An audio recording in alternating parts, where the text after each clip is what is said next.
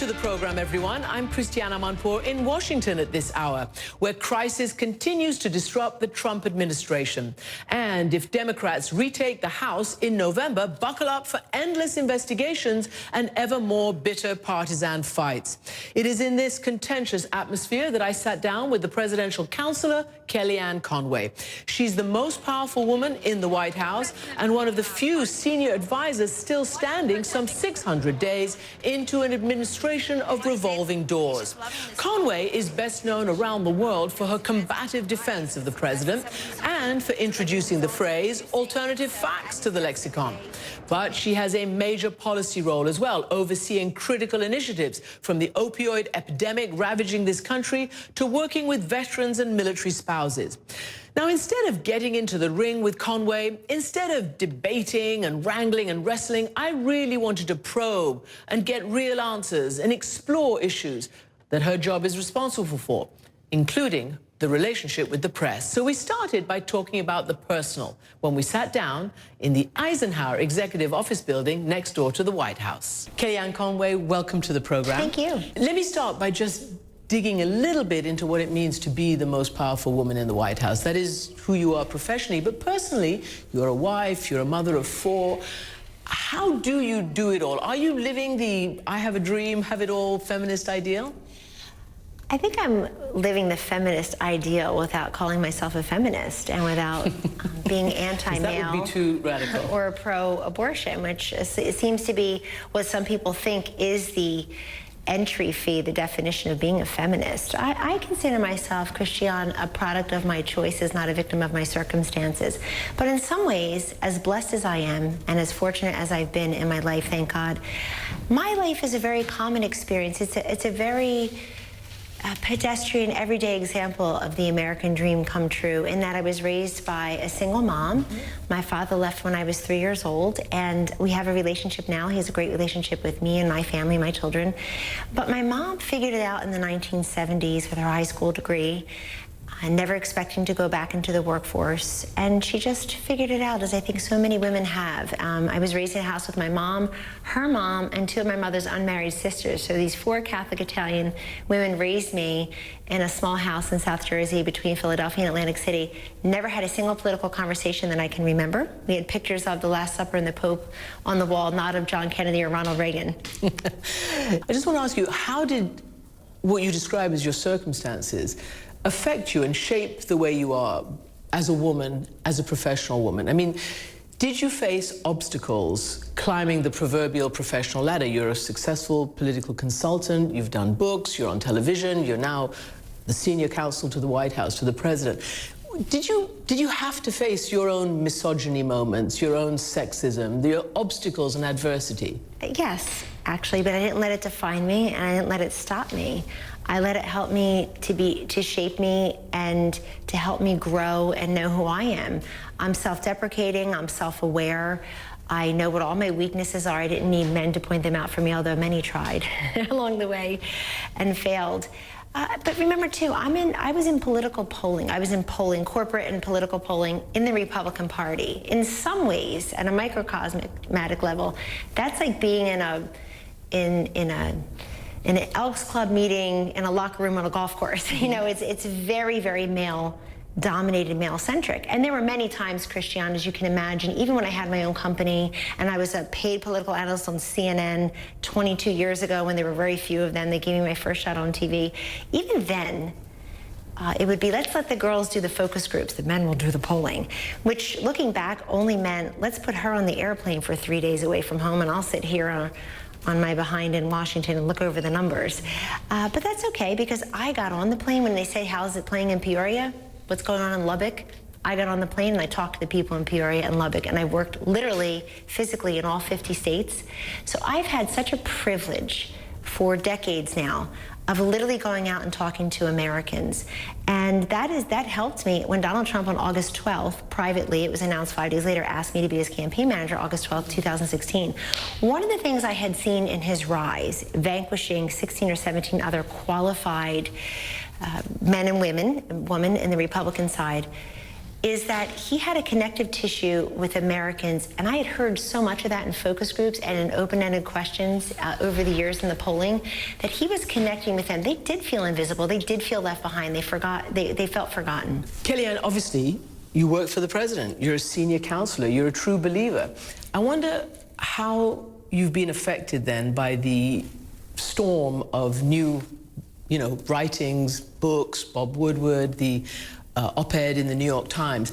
Do you feel under a sort of sense of siege at the White House? No. Or do you feel sort of relief that maybe some of this is out in the open and you continue serving the president, and as these people seem to say, also try to, put a break on some of the quote-unquote whims? I feel neither of those, Christiane. I'm glad you asked. I guess my first feeling would be disappointment.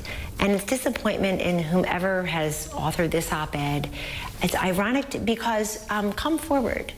Because I think it's pathetic, not patriotic, that you would hide behind anonymous. For what reason?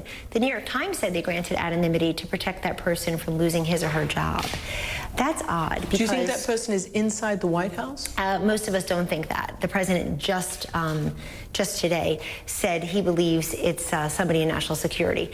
But what I do believe is that who has said that ought to come forward and say it, or ought to resign, because the loyalty is not to the president only or at all. It's loyalty to the presidency. It's loyalty to the Constitution. It's loyalty to serving in an administration that has views on issues, wants certain positions to fail and others to prevail.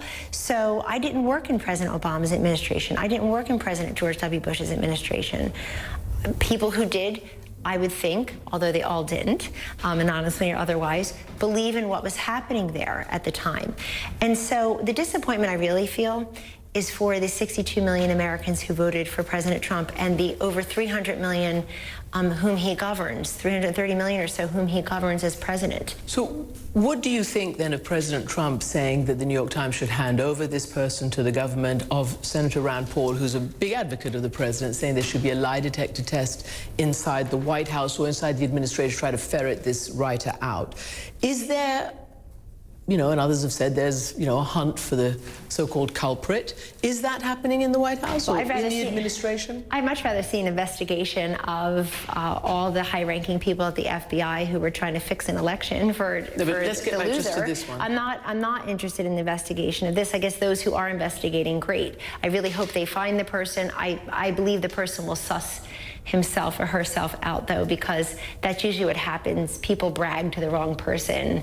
They brag that they did this or they did that because I assume part of this. Isn't the goal here not what the op-ed pretends the goal is, Christiane? Isn't the goal here really to try to sow chaos and get us all suspicious of each other and take the president off his game? Is that what's happening? Are you all getting suspicious of each other? No, that isn't what happens. It never happens. What happened at the beginning of this week when Bob Woodward's book came out, and then the anonymous op-ed came, and this happened and that happened. And if you go back and look on Twitter, it's embarrassing, but what isn't for many, not all, not even most in the press corps. So many people, I screenshotted them for my own amusement. You ask how I'm so happy. So many people. By the end of this week, there will be a massive purge. There'll be an exodus. People will leave. How many times have we heard this?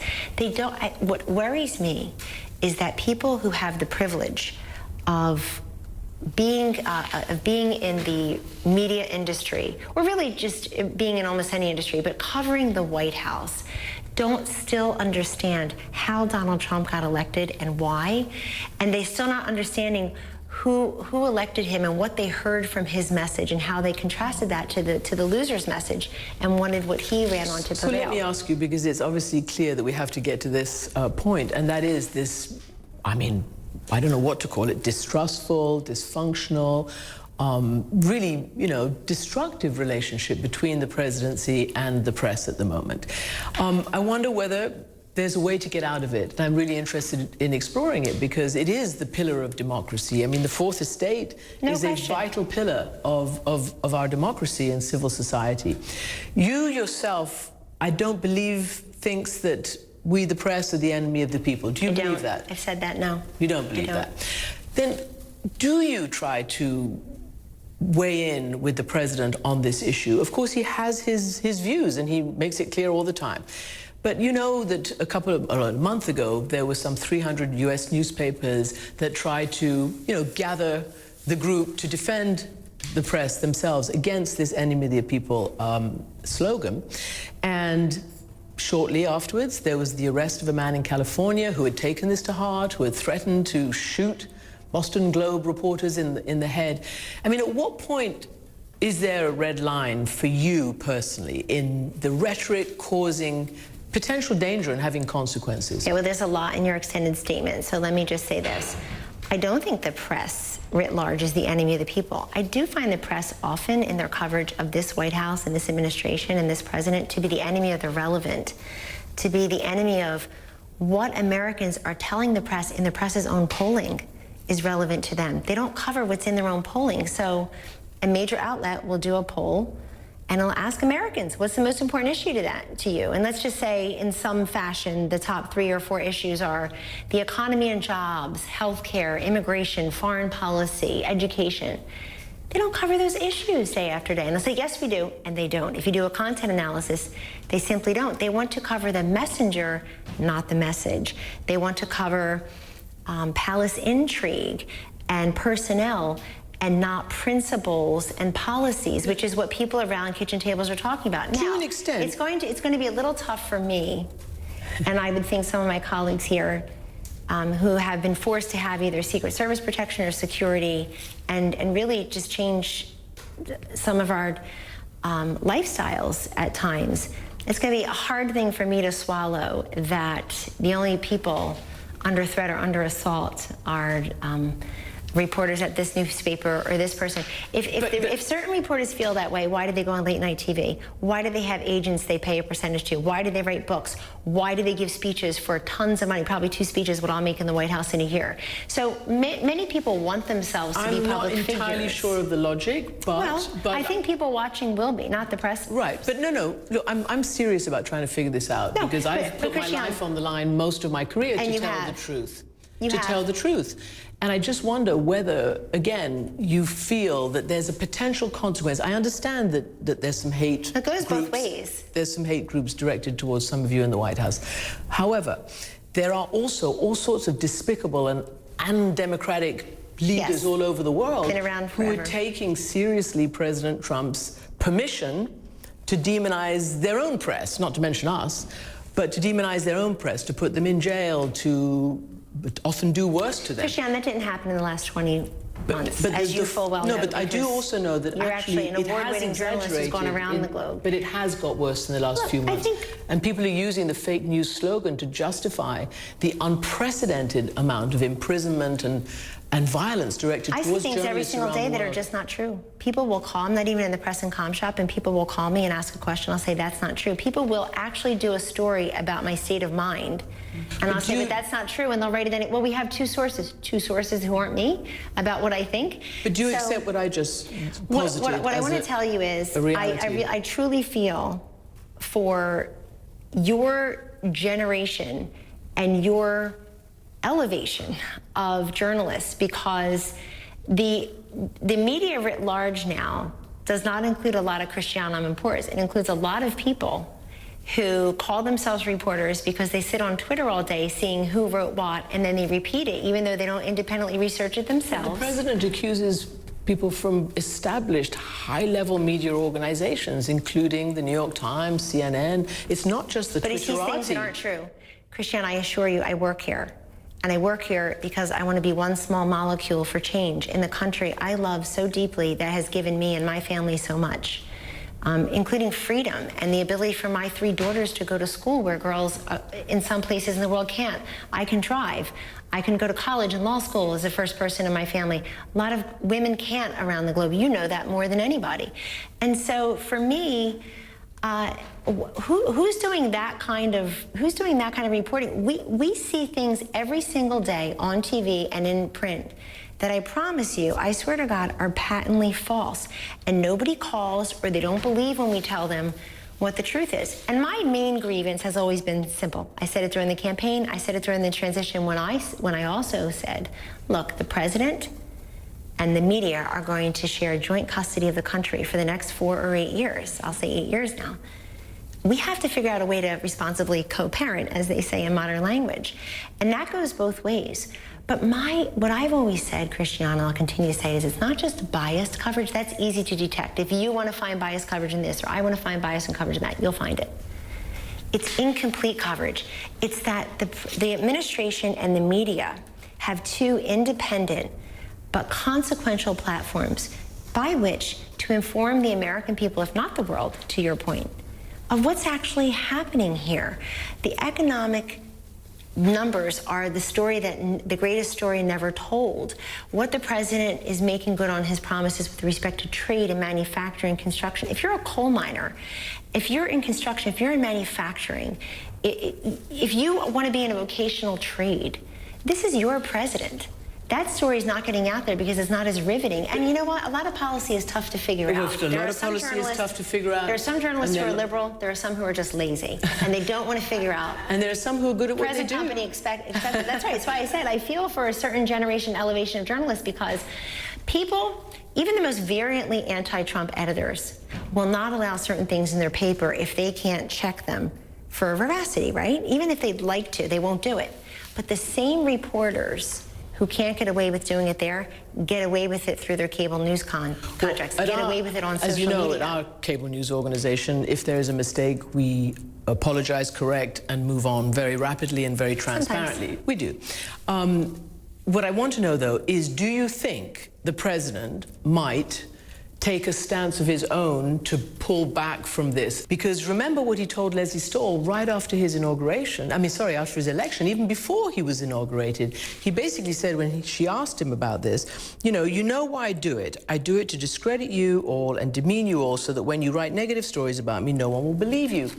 So, is this a long-lasting strategy, or can we see potentially some way to get out of this thing that doesn't seem to be good for you or for us? I'll respond in a few ways. First of all, I do agree that it's not healthy for the body politic on either side. There's no indication we have, and someone like I and others have tried, the president has tried, to turn down the temperature, to give more access. He just gave a few major interviews to print outlets. He gives interviews on television. But when you see story after story, when you hear all the good news not being covered, I want to give you a great example. We talked about the economic reports. I think the media will start covering the economy if it ever goes down.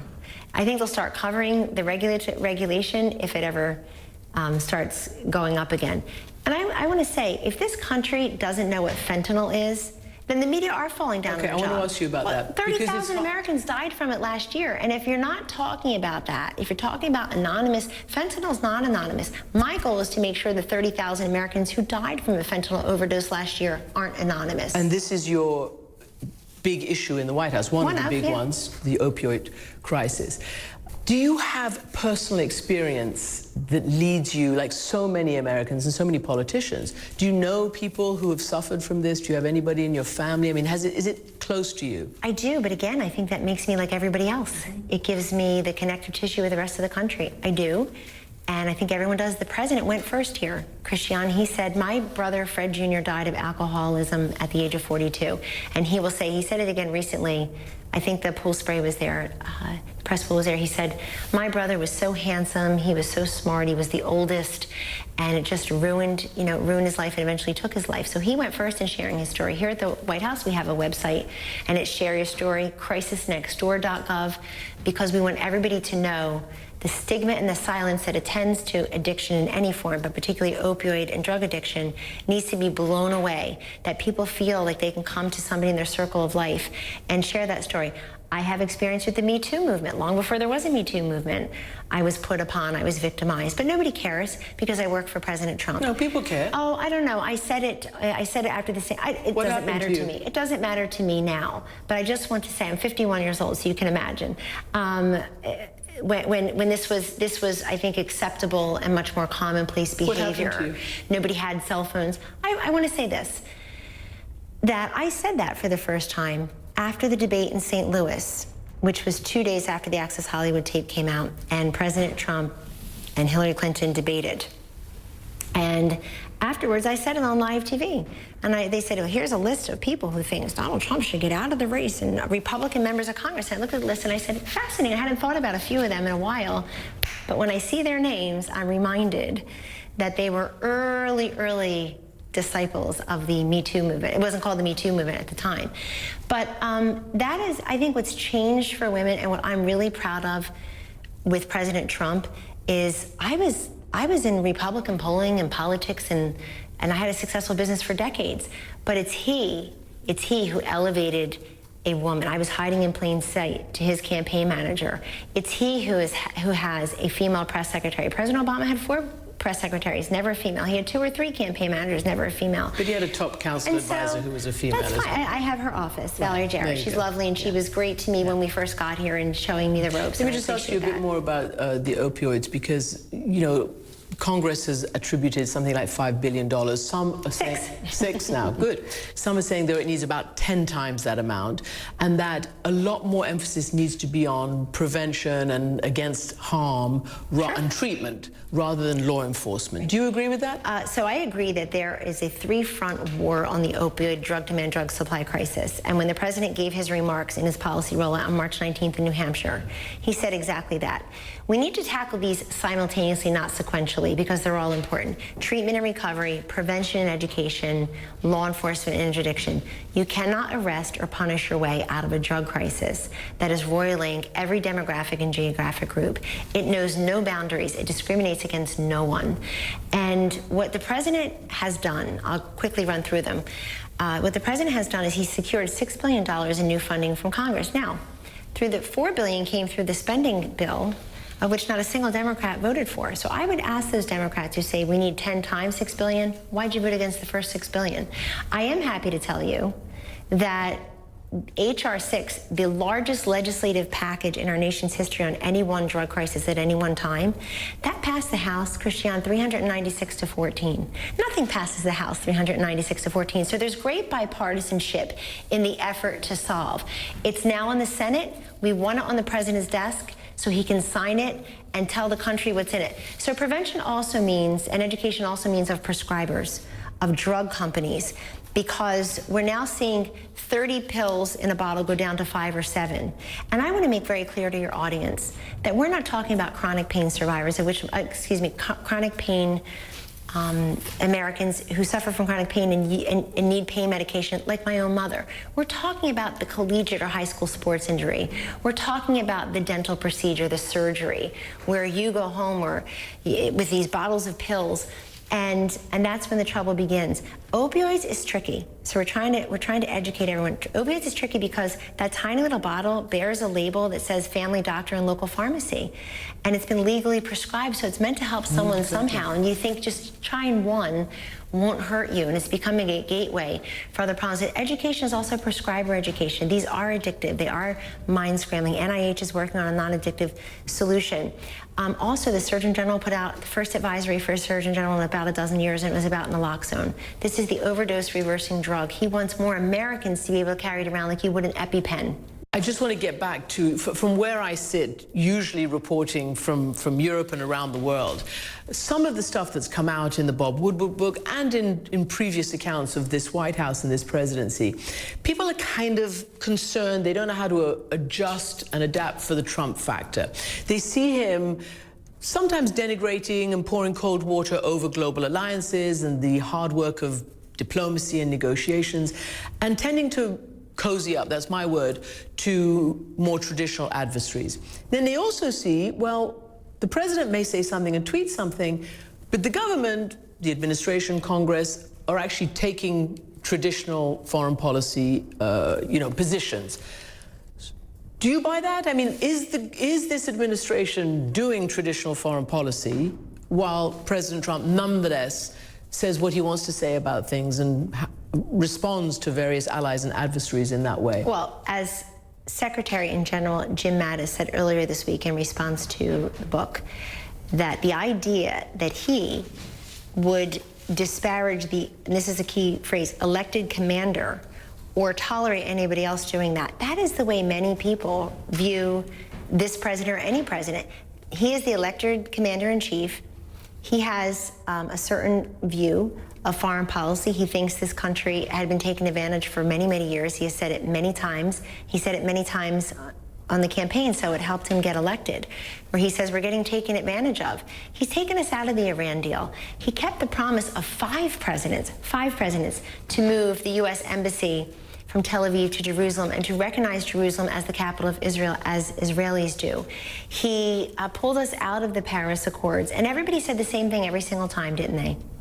Oh my God, the whole world's going to fall apart. Our faces will melt off tomorrow. You know, people are still saying that overseas, by the way. Of course they're going but to say let's talk about Vladimir Putin specifically. Okay, but he praises him, and yet your administration and Congress keep up with the fairly tough... He sanctions him, though. No, but it's him too. Yeah. He sanctions. It's not the same administration. No, I'm sorry. I have to push back on that. This president has called for the Department of Treasury, has called for Congress and others in a position to look at the sanctioning. He has sanctioned and expelled Russians from this country. It's not that he's cozying up. I'm actually offended by the term, the verb, to Vladimir Putin. It's that the president is doing what he always said he'd do, which is if he can join together with other major countries and leaders to work on the big issues on which we agree, he will do that. And so in this case, it may be Syria. It may be North Korea. When he met with Vladimir Putin, they discussed the Middle East. They discussed Syria and North Korea. If just this week, didn't get a lot of coverage because Kim Jong-un, I guess, is not anonymous, but it's a major thing that Secretary Pompeo is continuing these talks to follow up on the Singapore meeting, and that Kim Jong-un has said he wants to denuclearize and that they're taking steps that way. We're already ahead of the game that way, Christiane, because the Vice President went to Hawaii and received the remains of our brave men and women in battle from North Korea. The 3 detainees are back here on American soil with their families. So this is a president who has said he is open if the conditions are right and they continue to not put America last or even second, to meet with different leaders. But let's be fair about all the trips he's had, all the bilateral meetings he's hosted here at the White House, all of the multilateral meetings that he has attended. His first trip in May of 2017 was, the very first stop was to the seat of the Muslim world. He went to Saudi Arabia, then he went to the Vatican, and he went to Israel the same trip. And that just should show the entire world that he is serious about bringing peace, not war, anywhere that he, as the commander-in-chief at a time such as this, the American president, can do so. But he also thinks that we're getting screwed on our trade deals, and he's very honest about that. He's renegotiating NAFTA with Mexico and then with Canada, and he thinks that our trade policy is part of our security policy. You can't have national security without economic security, and vice versa.